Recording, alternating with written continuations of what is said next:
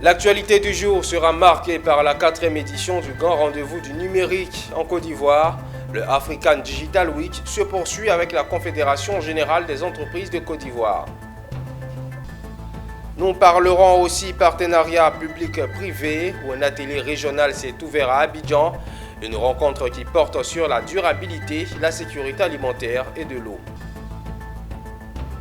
La formation des conseillers municipaux de la commune de Treichville s'est déroulée récemment. Une session axée sur la maîtrise des textes réglementaires. Et la direction régionale nationale de l'alphabétisation d'Agboville a organisé des examens blancs régionaux en vue d'une bonne préparation de ses candidats aux examens à grand tirage. Le point complet dans ce journal.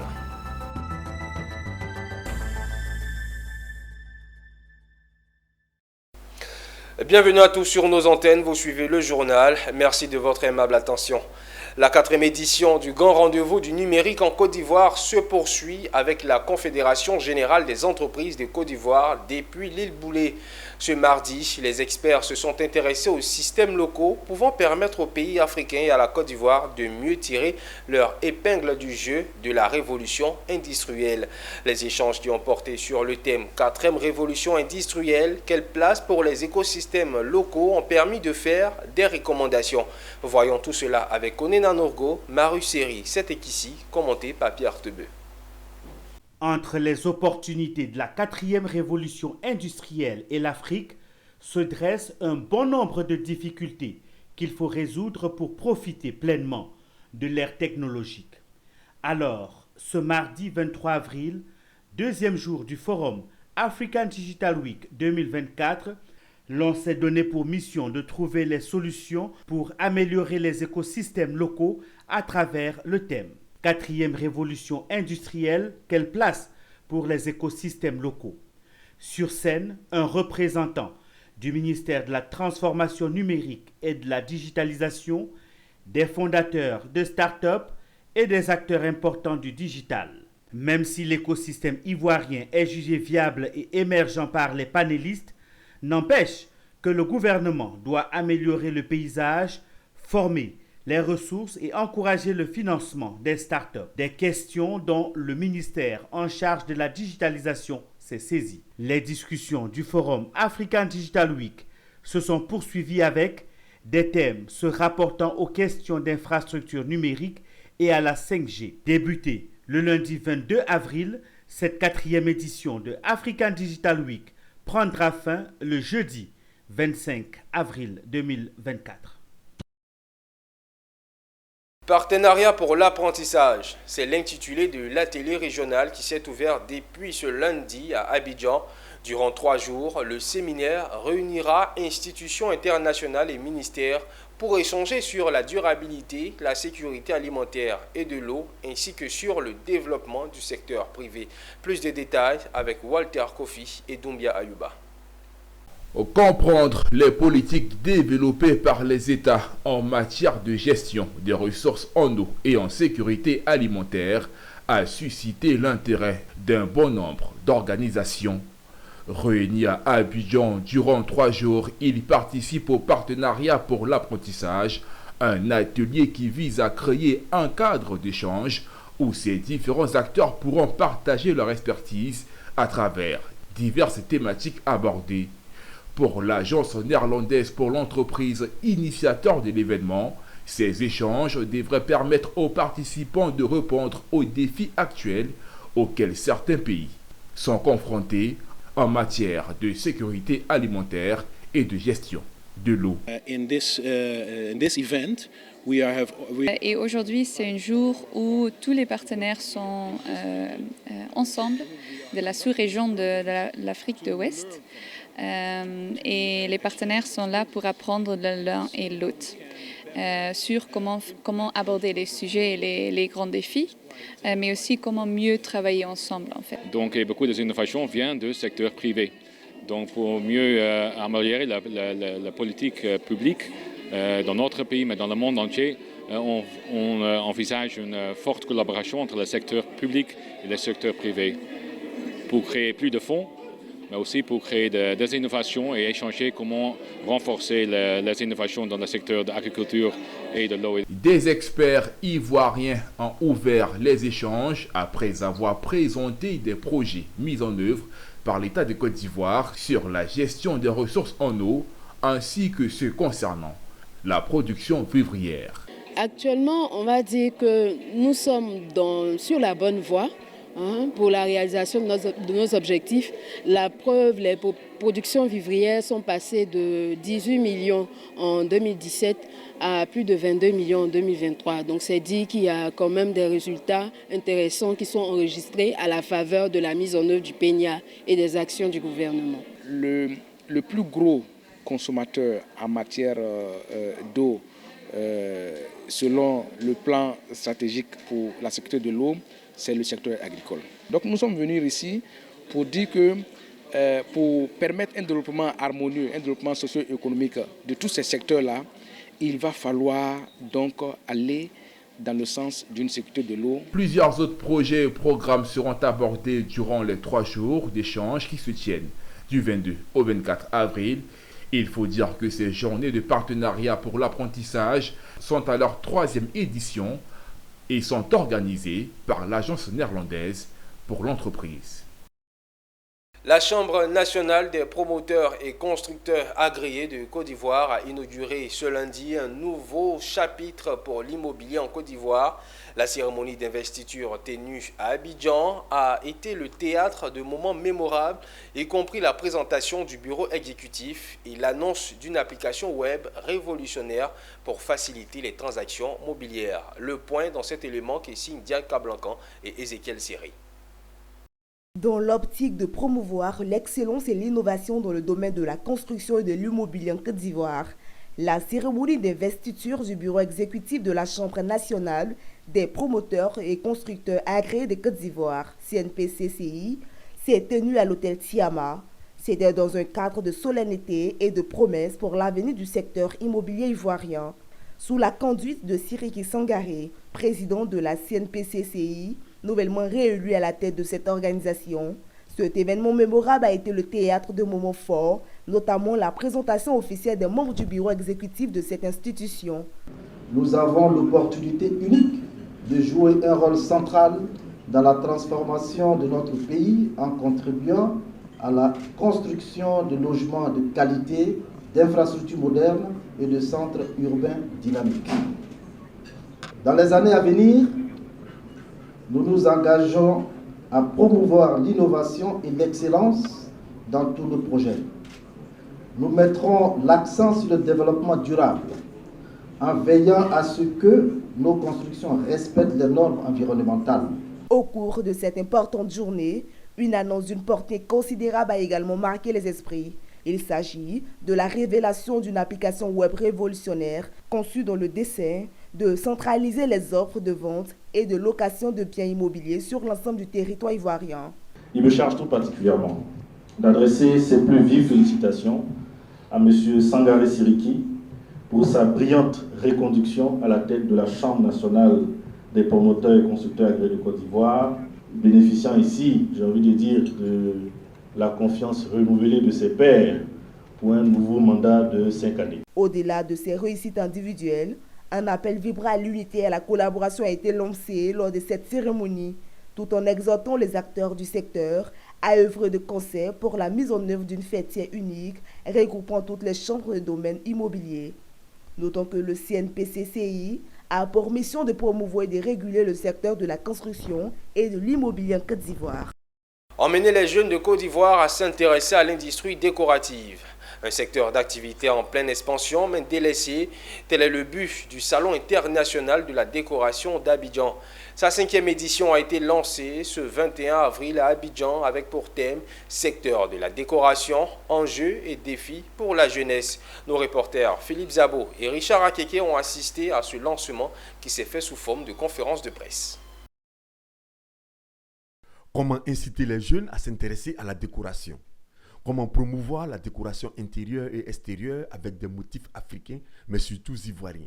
Les questions sont nombreuses pour un secteur d'activité pourvoyeur d'emplois, mais méconnu du grand public. C'est pourquoi Les organisateurs du Salon international de la décoration d'Abidjan se sont dotés d'un comité scientifique pour expliquer certains termes. Pour être plus simple, le paysagiste, si vous voulez, c'est le décorateur qui a choisi d'intervenir ici sur, par exemple, le cas du bain. Voilà. Si vous étiez au salon l'année dernière, on a vraiment traité cette thématique-là pour dire que même notre environnement, l'environnement urbain a besoin de décorateurs. Voilà. Maintenant, quand vous me parlez de décorateur d'intérieur, c'est ce professionnel-là qui, une fois dans votre espace, est chargé de faire en sorte que cet espace-là soit beau. Une fois les thèmes expliqués, c'est la présidente du comité d'organisation qui a donné les motivations du choix des jeunes comme public cible et le programme du Salon international de la décoration. Aider les jeunes à venir à la décoration. Parce que la décoration, il y a toute forme il y a les paysagistes, il y a les artisans dans les objets, il y a les décorateurs intérieurs, dans tous les domaines. On attend à ce que les jeunes viennent au moins se former et voir que ce salon est prometteur dans l'emploi. Les acquis de cette édition sont au moins pour aider les gens à montrer leur savoir-faire dans le domaine de la décoration. Les formations, il y aura des panels, il y aura des masterclass, il y aura des conférences pour aider les gens dans le domaine de la décoration. Le 5e Salon international de la décoration se tiendra du 16 au 19 mai 2024 au Sofitel Hôtel Ivoire. Il attend 8000 jeunes. Quel est le rôle des industries culturelles et créatives dans la valorisation des patrimoines? La question a été abordée au cours d'un forum Afrique-Europe qui s'est tenu à Abidjan. Un forum qui a réuni des chercheurs, créateurs et entrepreneurs culturels autour des enjeux, identité, patrimoine et industries culturelles et créatives pour les deux continents. Le récit de Issa Badini. Des experts issus des secteurs des industries culturelles et créatives se sont réunis autour d'une question importante pour le futur du continent. Question relative aux relations afro-européennes entre héritages patrimoniaux et enjeux de structuration en Afrique. C'était lors du Forum Afrique-Europe qui a pour objet de reconnaître la valeur de l'héritage des acquis socio-culturels de chaque continent. De difficultés, je pense que dans toute l'industrie créative, dans tout ce qu'on a pu entendre ici, c'est le problème de soutien, le problème d'accompagnement institutionnel, de gouvernement pour les industries créatives. Ils ont besoin de soutien, ils ont besoin de formation, ils ont besoin d'accompagnement, ils ont besoin de beaucoup de croyances. Il faut qu'on croie aux artistes et c'est ce qu'on a retenu ici. Chacun dans nos différents domaines d'activité, nous rencontrons, je pense, les mêmes obstacles, les mêmes challenges. Les industries culturelles et créatives ont pour objet principal la création et développement des contenus permettant de mettre en lumière les savoir-faire et les modes de vie d'un peuple. En Afrique, relativement à l'industrie musicale, les acteurs africains devraient se donner la main afin de promouvoir la culture et la pérenniser. On doit tous se mettre la main à la pâte pour travailler ensemble. Déjà ça, pour promouvoir la culture dans tous les domaines, que ce soit l'art, je veux dire la danse, le théâtre, la mode, la sculpture. Et qu'on n'ait pas honte de notre culture, qu'on mette en valeur notre culture et qu'on arrive à un moment donné à vivre de notre métier. Le Forum Afrique-Europe permettra d'offrir des perspectives communes au secteur créatif soucieux de s'engager dans des dynamiques de conservation. Le jeudi 18 avril s'est déroulé le début de la formation des conseillers municipaux de la commune de Treichville, organisée par le groupe Élite de Management et de Consultance. Il est axé sur la maîtrise des textes réglementaires. Cette session avait pour objectif de renforcer les compétences des participants pour garantir le bon fonctionnement de leur collectivité.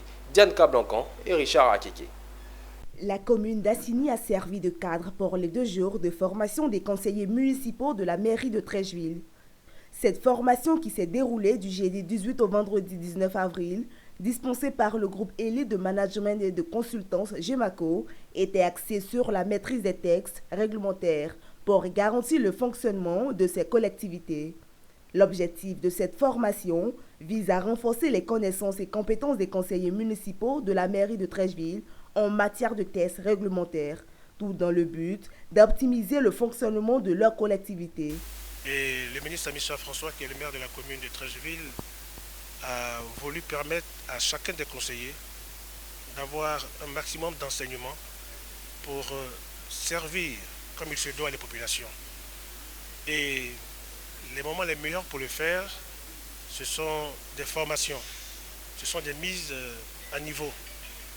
Nous avons choisi la commune de Assini pour que cette formation se fasse du 18 au 20 avec tous les conseillers municipaux. C'est que nous avons parlé du cadre institutionnel de la collectivité territoriale, surtout la commune. Nous avons essayé, et là nous abordons d'ailleurs le sujet, de dire aux conseillers qu'est-ce que c'est qu'une commune. Comment est-ce que les collectivités doivent travailler entre elles? Quelles sont les compétences que l'État leur a transférées? Quelles sont les missions qui ont été confiées aux collectivités territoriales? Nous abordons ensuite les missions qui sont confiées aux conseillers municipaux pour pouvoir faire le travail que les populations leur ont demandé de faire. Le programme de cette session de formation comprenait plusieurs modules, dont le premier se concentrait sur le cadre administratif et institutionnel des collectivités territoriales, mettant en lumière les rôles et missions des conseillers municipaux. Les participants ont bénéficié d'un programme riche et varié qui couvre des sujets tels que les objectifs de la décentralisation et les compétences transférées. Venu prendre des enseignements approfondis sur le rôle du conseiller dans une commune. Et nous sommes très contents que le cabinet Gemaco, à chaque fois, assure notre formation. Notons que cette formation, qui s'est achevée avec une remise des certificats à chaque participant, offre à ces conseillers municipaux non seulement une opportunité d'approfondir leur compréhension des tests réglementaires et du fonctionnement des organes municipaux, mais également contribue à l'amélioration de la gouvernance locale et le service rendu à la communauté. Un mot de religion dans cette édition. Le ministère des potentialités adventistes de l'église adventiste du 7e jour a initié le samedi dernier un concert religieux à l'université Félix Houphouët-Boigny. Ce concert, organisé en collaboration avec le mouvement estudiantin et scolaire des aveugles de Côte d'Ivoire, visait à redonner de l'amour et inspirer les personnes dites handicapées. Le thème retenu, tous sont doués, nécessaires et précieux aux yeux de Dieu. Tous sont doués, nécessaires et précieux aux yeux de Dieu, le Créateur. Cette conviction, l'Église adventiste du 7e jour l'a partagée le samedi 20 avril 2024 avec les membres du mouvement estudiantin et scolaire des aveugles de Côte d'Ivoire. À travers ce concert religieux, le ministère des potentialités adventistes de l'Église a prêché la bonne parole en soulignant la valeur et la dignité de chaque personne, sans exception, peu importe le handicap physique. Une manière pour le ministère d'inviter les personnes vivant avec un handicap à changer la perception d'elles-mêmes afin de mieux exploiter leur potentiel humain. Vous savez, notre Église se veut une Église holistique. Nous tenons compte de l'aspect spirituel, l'aspect physique et aussi l'aspect mental de tout l'individu qui flore les murs de l'église adventiste du 7e jour. Vous comprenez que nous avons plusieurs universités et aussi la branche humanitaire. Donc nous comprenons ici qu'il était important de créer un département que nous avons appelé le département du ministère des possibilités adventistes. Ce département a pour mission essentielle de permettre à ce que nos frères et sœurs qui ont des handicaps puissent être reçus dignement, puissent avoir les mêmes traitements que tous les frères et sœurs pour qu'ils se sentent aussi intégrés dans nos programmes.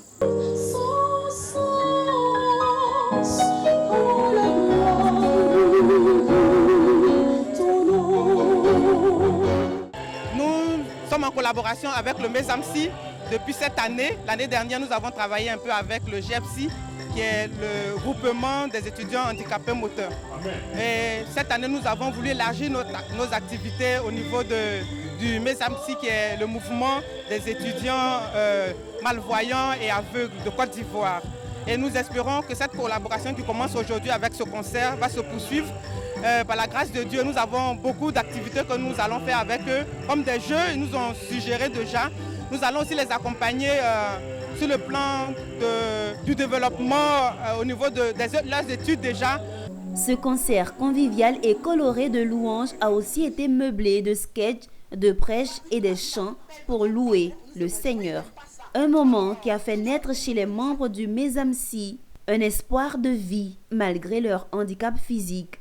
Le ministère des potentialités adventistes de l'Église adventiste du 7e jour entend multiplier ses actions en faveur des personnes vivant avec un handicap afin d'inspirer, équiper et mobiliser tous ceux qui ont des capacités différentes pour servir Dieu et la communauté. Abordons le chapitre éducation dans ce journal en vue d'une bonne préparation de ces candidats aux examens à grand tirage session 2024. La direction régionale nationale et de l'alphabétisation d'Agboville a organisé des examens blancs régionaux. Les meilleurs admis de ces examens blancs ont été célébrés comme habituellement par Dr Jama Albert, pharmacien et parrain des examens blancs régionaux. Retour sur quelques temps forts de cette cérémonie avec Mondésir Nascimento. Pour une 4e édition, la DRENA, Direction régionale nationale de l'alphabétisation d'Agboville, et Dr Jama Albert, patron de la pharmacie du château d'Agboville et parrain des examens à grand tirage, ont célébré les 10 meilleurs admis aux examens blancs tenus du 25 au 27 mars 2024. Pour ces essais, les résultats au BEPC et au bac ont été catastrophiques. On note un taux d'admissibilité de 7% au baccalauréat et de 6% au BEPC. Satisfaite d'avoir organisé ces examens blancs, malgré les difficultés, Antoinette Angoran-Péné, DRENA d'Agboville, a tiré sur la sonnette d'alarme pour que les élèves se rattrapent rapidement. Et vous dire également que je suis satisfait d'avoir organisé les examens blancs malgré les difficultés. Les résultats que je vous ai annoncés ne sont pas reluisants, mais ils sont compréhensibles à la lumière des faiblesses de nos enfants. Et donc, ces examens blancs qui nous permettent de comprendre, d'identifier et de mettre le doigt sur les difficultés de nos enfants en classe vont nous permettre d'apporter des corrections en vue de leur donner les moyens qu'il faut pour qu'aux examens de fin d'année, ils soient meilleurs. Le timing, il est important. Nous sommes dans la dernière ligne droite de la préparation des examens de fin d'année. Et à travers cette cérémonie, nous félicitons les admis, certes, mais nous encourageons ceux qui ont été ajournés à se mettre au travail parce que la porte du succès ne leur est pas fermée. Massita Diaby, sous-préfet central d'Agboville, en remettant le prix à la première à cet essai régional, a félicité cette jeune fille pour ce record et encouragé tous les candidats admissibles à maintenir le cap. Dr Jama Albert, citoyen engagé pour l'excellence en milieu scolaire, par ailleurs pharmacien et patron de la pharmacie du château d'Agboville, quant à lui, a invité les autres à retrousser leurs manches et se remettre au niveau afin de réussir à leur examen. Aussi a-t-il adressé des doléances aux autorités régionales pour épargner les élèves des accidents mortels de circulation enregistrés tous les jours à Agboville. Je suis très content. Je ne vais pas arrêter. J'ai commencé, je dois continuer. Et je suis heureux que ces examens aient lieu chaque année. Ça donne à peu près une idée des prochains résultats. Oui, j'ai demandé à Mme Le Drain de penser sécuriser davantage les élèves. Si elle peut faire mettre des dos d'âne devant les différents établissements, ce qui garantirait la sécurité de nos enfants. Parce que les chauffeurs roulent très très mal. Les gens roulent mal et puis bon, les enfants sont beaucoup exposés. En ce qui concerne les prix, 10 prix ont été décernés aux 5 premiers du BEPC et aux 5 premiers du baccalauréat. 2 prix spéciaux, notamment pour encourager les filles à étudier, ont été également décernés. Les lauréats ont reçu des fournitures scolaires et des enveloppes financières. Et l'actualité nous emmène à Boundiali, afin de soutenir un tant soit peu les populations de la Bagoué dans le nord de la Côte d'Ivoire. Le président du conseil régional de la Bagoué a fait un don de 80 tonnes de riz. À travers ce don, Bruno Nabani-Koné traduit sa volonté à soulager les personnes vulnérables de sa localité. Le témoignage de Ouattara Daouda. Le centre culturel de Boundiali a refusé de montrer ce vendredi 19 avril 2024 à l'occasion de la remise officielle de 80 tonnes de riz aux populations de la Bagoué par le ministre en charge de la construction et de l'urbanisme. Président du conseil régional de la Bagoué, Bruno Nabanye Kone. Votre engagement envers notre région, votre dévouement à améliorer nos vies, pris comme des phares dans nos cœurs reconnaissants. Vous nous montrez que nous ne sommes pas seuls dans nos luttes. J'ai saisi l'occasion pour présenter, exprimer mes félicitations à M. le ministre pour la réussite de sa belle initiative. Un don du bureau de représentation de Taï-Pays en Côte d'Ivoire, obtenu grâce au management du président du conseil régional de la Bagoué, est destiné aux personnes vulnérables de la région.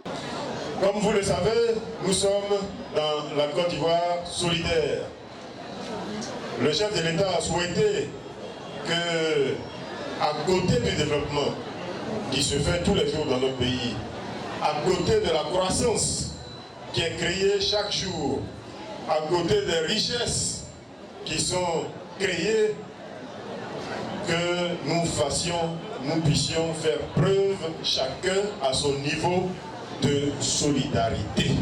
Il n'y a pas besoin d'être riche, il n'y a pas besoin d'avoir beaucoup d'argent. Si on a 1000, on peut donner 100. Si on a 100, on peut donner 10. Cet important don est composé de 10 kg de riz qui seront distribués dans la région, dont 28 tonnes à Boundiali, 27 à Kouto et 25 tonnes à Tengrela. La direction des établissements privés et des professions était en mission de contrôle dans la région du Tonkoui. Récemment, dans le cadre d'opération Zéro clinique illégale d'ici à 2025, cette mission a permis aux différentes équipes de la direction de visiter les départements de Mans, Zouaounien, Biankouma et Danané. Au cours de cette opération, un praticien véreux qui a tenté de défier l'autorité de l'État a été mis aux arrêts pour exercice illégal. Le reportage de Théodore Kanga. La récente opération Zéro clinique illégale d'ici 2025, menée par la direction des établissements privés et des professions sanitaires, a été un succès retentissant dans la région du Tonkoui. Les équipes de la DEPS ont parcouru les départements de Mans, Zouaounien, Biankouma et Danané dans le cadre de cette mission de contrôle malgré l'état impraticable des routes. Au cours de cette opération, un praticien véreux a été arrêté à Danané pour avoir tenté de défier l'autorité de l'État en ouvrant sa clinique fermée par les agents de contrôle sans autorisation. Ce praticien a été appréhendé pour exercice illégal. Le bilan de cette opération dans le Tonkoui est sans équivoque. 140 cliniques illégales ont été mises hors de service. Le gouvernement, ayant constaté le nombre d'établissements sanitaires illégaux à travers le rapport du CNDH, a demandé donc que toutes les structures illégales soient fermées. Alors, quel est le bilan dans le Tonkoui? Le bilan dans le Tonkoui, au départ, nous avions pour vision, pour objectif 77, d'après la consolidation de nos chiffres, 77 établissements à visiter, à contrôler.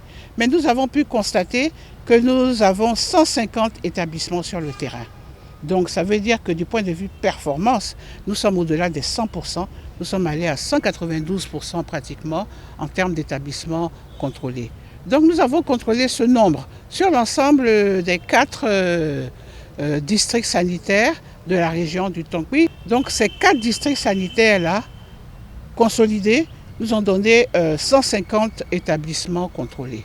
Nous avons eu donc 10 établissements autorisés, soit 7%, et 140 établissements non autorisés, soit 93%. Nous avons fermé immédiatement 123 établissements, soit 82%.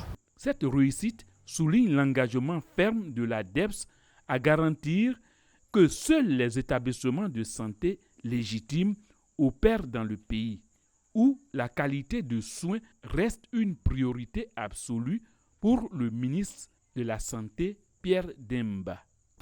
En bref, à présent, le gouvernement nigérien rechercherait à mobiliser jusqu'à 2,25 milliards de dollars de financement sous forme de prêts auprès de la Banque mondiale. Les prêts de la Banque mondiale comprendraient 1,5 milliard de dollars à titre de financement à l'appui des politiques de développement et 750 millions de dollars dans le cadre d'un programme axé sur les résultats. Selon le ministre des Finances nigérien, le pays prévoit aussi d'émettre des obligations de la diaspora d'ici à la fin de l'année afin d'attirer les devises étrangères dont le pays a tant besoin. Et voilà qui met un terme à cette édition. Merci de l'avoir suivi. Les programmes se poursuivent sur Business 24 Africa.